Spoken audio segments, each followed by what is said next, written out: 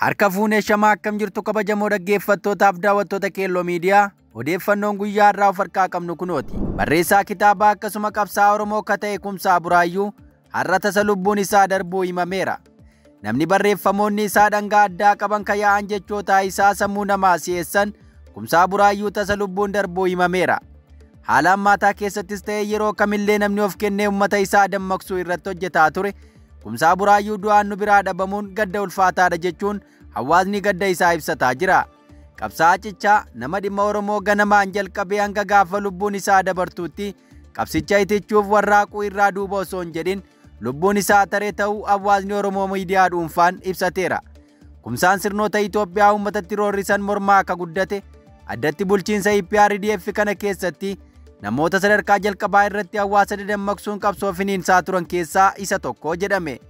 Kumsaa Buraayyuu kitaaba asoosamaa Suuraa Abdii jedhu barruuwwan jalqabaa namoota Oromoo qaqqabsiisan keessaa isa tokko.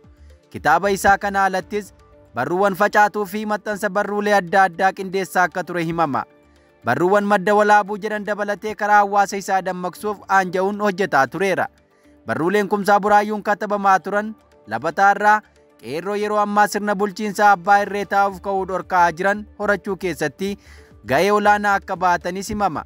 Kumsaan biyya hambaa jiraataa jiru keessatti dhimma dhuunfaa isaa qofaa osoo hin taane hanga guyyaa irraa lubbuun darbutti qabsaa'ota bilisummaa Oromoo waan danda'uun utubuu fi hawaasa Oromoo gara bilisummaatti oofuuf waan isarraa eegamu bahataa tureera.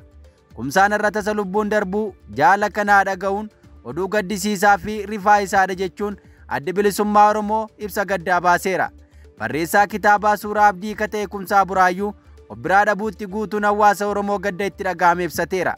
Jaarmiyaan siyaasaa Oromoo ABO'n tasa lubbuun darbuu Kumsaa Buraayyuutti gaddi guddaan itti dhaga'amu ibsa baase keessatti caqase. Kumsaa waggoota dheeraaf caasaa ABO ta'ee hojjetaa turu sadarkaa hoogganummaa irratti hojii siyaasaa keessaa qooda baataa turu isaas ibseera. Akkuma kana barreessitootaa fi fayyadamtoonni miidiyaa hawaasaa dingata lubbuun darbuu Kumsaa Buraayyuutti rifachuu ibsataniiru. Oduu itti aanuun buqqaatonni walakkaa miliyoonaa naannoo Amaaraatti qubatan hanqina dhiyeessii gargaarsa namoomaa cimaa isaa mudachuu UN ibse.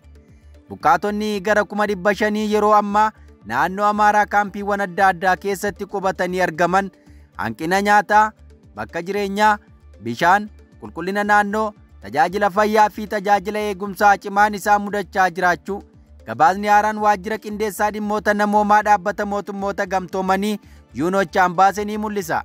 Buqqaatonni harki caalaan isaanii gara parsantaa 90 ta'an hawaasa isaan keessummeesse hawaasa naannawaa isaan qubataniitti argamu keessa akka jiraatan yoo ta'u, kanneen hafan ammoo kaampii yeroof qophaa'e keessatti argamu. Isaan keessaa harki caalu Dabra Biraanii fi Jaarraa namoota 22,000 fi 10,000 keessummeessaa akka jiran keessa jiraatu. Dhaabbanni mootummoota gamtoomanii Komishinii Ittisa Balaa fi Wabii Nyaataa Amaaraa wabeeffachuun akka ibsetti rakkoon buqqa'iinsaa kun rakkoo nageenyaa yeroo garaa garaatti lixa Oromiyaatti mudatu dabalatee walitti bu'iinsa marsaa hedduu irraa madde. Bara 2021 irraa eegalee lixa Oromiyaa qofarraa lammiilee nagaa 88,000 ol qeerraa buqqa'aniiru jedha UN. Namoonni dhuunfaa kunneen hedduun isaanii amma gaaddisa waloo kaampii 3 Dabra Biraan, kaampii Chaayinaa Wayinesheetii fi Baaqeloo bakka wantoonni bu'uuraa hanqina guddaa qaban keessa jiraatu jedha. Onkoloolessa bara 2024 naannoo Amaaraa magaalaa Dabra Biraanitti kaampii buqqaatotaa Baaqeloo keessatti maatiin 714 ol ta'an gargaarsa nyaataa fi gargaarsi namoomaa jalaa dhaabbachuun rakkachaa akka jiran himamee ture.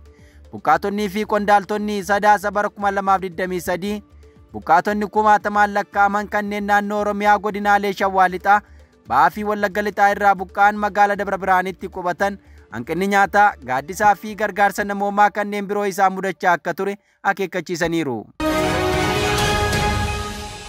Oduu itti aanuun Itoophiyaa Oomoo Kibbaa Aanaa Dassaanechi gandoonni 34 lolaan guutaman namoonni 81,000 ammoo buqqa'uu isaanii miidiyaalee gabaase. Naannoo kibba Itoophiyaa godina Oomoo Kibbaa Aanaa Dassaanechitti lagni Oomoo garmalee guutuun gandoonni 34 guutummaan guutuutti lolaan guutamuu fi namoonni 81,000 buqqa'uu jiraattonnii fi qondaaltonni mootummaa madda oduu kanaa Addis Istaandarditti ibsaniiru. Magaalaan guddoo naannoo kanaa Oomoo raatee sababa guutiinsa laga Oomootiin guyyoota itti aanan keessatti bishaan liqinfamuuf balaarra akka jirtu jiraataan magaalichaa tokko dubbataniiru. mootummaan bakka biraa qubadhaa qofa nuun jedhee nuti humna hin qabnu itti aansee maal akka ta'u hin beeknu jechuun jiraattonni komataniiru. Jiraataa naannichaa akka biraa gama isaaniin lafa qonnaa hundaa haxaa'ee jira, manneen barbadeessee jira jedhan. Itti dabaluu naannichatti uummata dhibbentaa 80 ol buqqa'ee wiirtuu marmaartee fi kalaam jedhaman keessatti qubatee jiraachuu ibsan. Dhimma kana ilaalchisee qondaalli mootummaa magaalaa Oomoo Raatee maqaa fi gita hojii isaanii akka hin dhaabne gaafatan lagni Oomoo guutuu irraan kan ka'e haroon Turkaanaa kanaan dura magaalaa Oomoo Raatee irraa kiiloomeetira 60 fagaatee argamu amma gara kiiloomeetira 1.3 dhiyaachuu eeraniiru. Haalli guutiinsa bishaanii kaleessaa fi har'a haalaan dabalaa jira akka jedhan qondaalli mootummaa kun walumaa galatti namoonni 81,000 ol buqqa'anii wiirtuu Kalaam, Marmartee, Arikool, Nabaramusii fi Buf keessatti qubatanii akka jiran himan. Itti dabaluunis bishaan kun gaaddisa buqqaatotaa illee qaqqabaa jiraachuu eeruun magaalaan guddittii aanaa kanaa magaalaa Oomoo Raatee balaa guddaa keessa akka jirtu ibsan. Mootummaan federaalaa ministeera bishaanii fi enerjii waliin ta'uun hidha biyyoo kiiloomeetira 7.2 dheeratu ijaaruuf yaadamuu ibsuun haa ta'u malee hojiin kun saffisa waadaa galmeen raawwatamuu dhabuun hawaasa balaa guddaa keessa galchaa akka jiru ibsaniiru. Oduu keenya birootiin dhimma laga Abbayyaa ilaalchisuun pirezidaantiin Ameerikaa Doonaald Tiraampii fi Misir gidduutti yaada kaaroo ammeessu kennee jedhame. Itoophiyaan hidha laga Abbayyaa waggoota dheeraaf hojjetaa jirtuun bara kana gara dhumaarraa akka geesse himaa jirti. Eegaluma hidhichaa irraa kaasuun Itoophiyaa jala dhaabbataa akka turte Misir dhimma laga Abbayyaa irratti miidhaan irraan gahaa jechuudhaaf deembeektu. Takkaa lagni Abbayyaa yoo hidhame bishaan jireenya koo jabeessee jiru kun narraa irrata jechuun himataa turte. Haalli kun guddataa deemuun mataa dubbii addunyaa hanga ta'utti himanni UN ga'uun isaa kan yaadatamudha. Misirii fi Itoophiyaan dhimma kana mariin akka furaniif yeroo dheeraaf yaalamaa turus ammallee furmaata kan argate akka hin taane himama.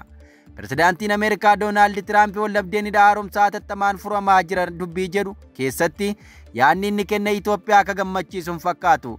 Pirezidaantiin Ameerikaa Doonaald Tiraamp wallabdeen hidha haaromsaa Itoophiyaa fi Masirii gidduu ture hatattamaan akka hiikamaa jiru yoo dubbatutti akka yaadutti osoo nani lammii Masirii ta'ee bishaan laga Naayil keessaa dhabuu hin barbaadu. Kanaaf dhimma kana irratti hojjechaa jirraa jedheera. White House keessatti walgahii barreessaa naatoo Maark Ruutee waliin taasisan irratti waa'ee hidha haaromsaa Itoophiyaa xumuraa irraa dhaqqabsiiftee kanaa dubbatan. Hidhichi bishaan gara Masirii deemuu fi Masiriin parsantii 97 irratti hirkattu jalaa cufaa jedhan Tiraamp. Itoophiyaan hidha uummata isheef ibsaa kennuuf hojjechaa jirtu kanaan hamma bishaanii Sudaanii fi Masiriif gadhiistu akka hin hir'isne irra deddeebiin himaa turte. Masiriin erga hidhi kun jalqabee Itoophiyaan akka hin hojjenneef mormaa turte. Garuu biyyattiin dhibbantaa 97 bishaan laga Naayil irratti haa hirkattu malee bishaanicha dhibbantaa 85 kan gumaachitu ammoo Itoophiyaadha. Hidha kana Itoophiyaan baasii fi ogeessota mataa isheen hojjechuu jalqabde. Uummanni biyyattiis erga hidhicha jalqabee hanga har'aatti biyya keessaa fi alaan buusii buusaa jira. Tiraamp garuu akkas jedheera. Ameerikaatu baasii isaa gargaare.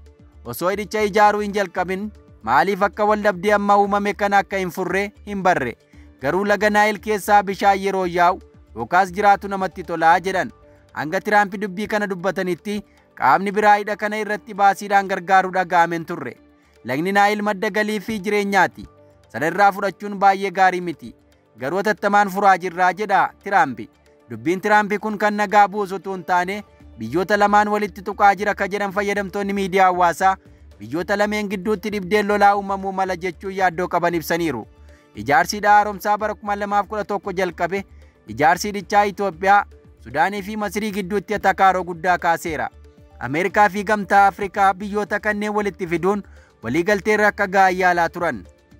Itoophiyaan kana dura Ameerikaan Masiriif loogdi jechuun komattee jaarsummaa Ameerikaan jalqabdee turte dhiistee baate. Ergasii Gamtaa Afrikaa jalatti marii bal'aan gaggeeffamaa turus osoo waliigaltee dhumaarra hin gahin hafaniiru. Muummeen ministeera Itoophiyaa Dr. Abiyyi Ahimad fi pirezidaantii Masirii Abdul Fattah Al-Siisii Kaayirootti wal arguun dhimmicha irratti mari'ataa turan. Itoophiyaan hidha bishaaniin guuttee xumuruun fulbaana dhufu eebbisiisuuf akka jirtu beeksisteetti. Sirna eebbichaa irratti akka argamaniif affeerraa Itoophiyaan taasifteef ministeerri bishaanii Masirii akka hin fudhanne miidiyaaleen biyyattii gabaasaniiru. Egaa dhaggeeffattoota keenyaa odeeffannoon irraa of harkaa qabnu kanan gammaa dhaggeeffattan ture qophii keenyaaf waliin turtii gaarii.